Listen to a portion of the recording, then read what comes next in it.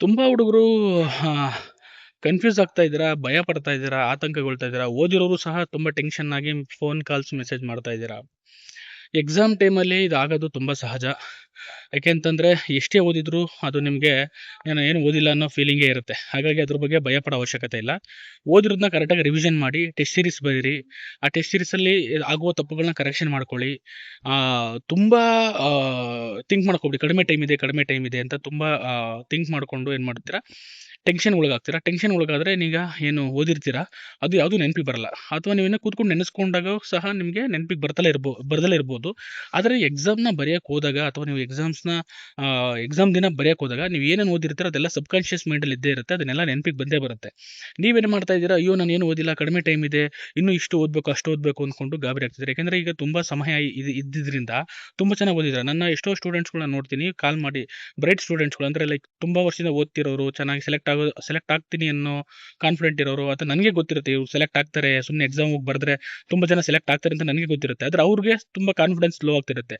ಇದು ಸಹಜ. ಎಂಥ ಎಕ್ಸಾಮ್ ಬರೆಯೋ ಟೈಮಲ್ಲಿ ಇವೆಲ್ಲ ಆಗುವ ಮಾನಸಿಕ ಏನು ತುಮುಳಗಳು ಅಂತ ಕರೀತಾರೆ, ಅಥವಾ ಏನು ಕನ್ಫ್ಯೂಷನ್ಸ್, ಗೊಂದಲ, ಆತಂಕ, ಭಯ ಅಂತ ಏನು ಬೇಕಾದ್ರೂ ಹೇಳ್ಬೋದು.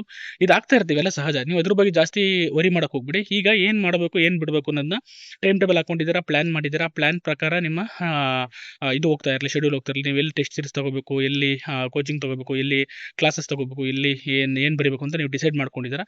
ಅದ್ರ ಪ್ರಕಾರ ನಿಮ್ಮ ಪ್ಲಾನ್ ಪ್ರಕಾರ ಹೋಗಿ ಬರ್ತು. ಅದ್ರ ಬಿಟ್ಟು ಬೇರೆ ಏನೂ ಎಕ್ಸ್ಟ್ರಾ ಮಾಡೋಕೆ ಹೋಗಬೇಡಿ.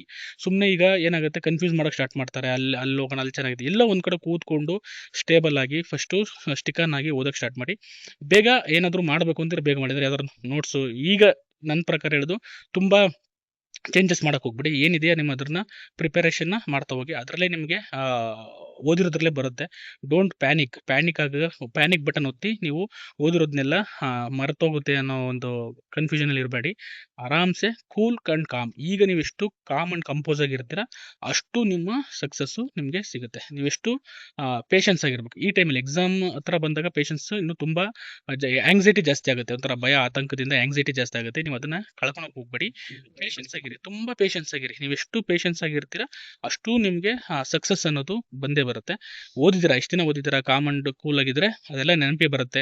ಯಾವುದೂ ಮರ್ತೋಗಲ್ಲ. ನೀವೇನು ಚಿಕ್ಕ ಮಕ್ಕಳೆಲ್ಲ ಮರೆಯೋಕ್ಕೆ, ಅಥವಾ ವಯಸ್ಸೇನಾಗಿಲ್ಲ, ಇಲ್ಲ 20, 25, 20, 30 ಒಳಗೆ ಇರ್ತೀರ, ನೆನಪಿನ ಶಕ್ತಿ ಎಲ್ಲರಿಗೂ ಇದ್ದೇ ಇರುತ್ತೆ ಕಾಮನ್ ಆಗಿ. ಬಟ್ ರಿವಿಷನ್ಸ್ ಇಲ್ದಲೇ ಇರೋದ್ರಿಂದ ಮರ್ತೋಗಿರುತ್ತೆ. ಎಷ್ಟು ರಿವಿಷನ್ಸ್ ಜಾಸ್ತಿ ಮಾಡ್ತಾ ಹೋಗ್ತಿರೋ ಅಷ್ಟು ನಿಮಗೆ ನೆನಪಿಗೆ ಬರುತ್ತೆ. ಹೋಗೋ ಟೈಮಿಗೆ ಒಂದು 2-3 ಸತಿ ರಿವಿಷನ್ ಮಾಡ್ಕೊಂಡು ಹೋಗಿ. ಖಂಡಿತ ಯಾವುದೇ ಅಂಶಗಳು ಮರ್ತಿಗೆ ಬರಲ್ಲ. ನಾನೊಂದು ಅನಾಲಿಸಿಸ್ ಮಾಡ್ತಾ ಇದ್ದೀನಿ. ಯಾವ್ಯಾವ ಪೇಪರ್ಸ್ನ ಒಂದು 13 ವರ್ಷದ ಪೇಪರ್ನ ಅನಾಲಿಸಿಸ್ ಮಾಡಿ ಯಾವ ಟಾಪಿಕ್ ಮೇಲೆ ಜಾಸ್ತಿ ಕ್ವಶನ್ಸ್ ಕೇಳ್ತಿದ್ದಾರೆ, ಯಾವ ಏರಿಯಾಗಳನ್ನ ಜಾಸ್ತಿ ಓದಬೇಕು ಅನ್ನೋದ್ರ ಬಗ್ಗೆ ಮಾಡ್ತಾ ಇದ್ದೀನಿ. ನೆಕ್ಸ್ಟ್ ವಿಡಿಯೋಗಳಲ್ಲಿ ನಾನು ಅದ್ರ ಬಗ್ಗೆ ನಿಮಗೆ ಸಂಪೂರ್ಣವಾದ ಹೇಳ್ತೀನಿ. ಸ್ವಲ್ಪ ಟೈಮ್ ಇಲ್ಲ, ಯಾಕೆ ನಾನು ಡ್ಯೂಟಿ ಇದನ್ನು ಮಾಡ್ತಿರೋದ್ರಿಂದ ಆಗ್ತಾ ಇಲ್ಲ. Will try my level best. Okay, thank you so much. ಚೆನ್ನಾಗಿ ಓದಿ. All the best.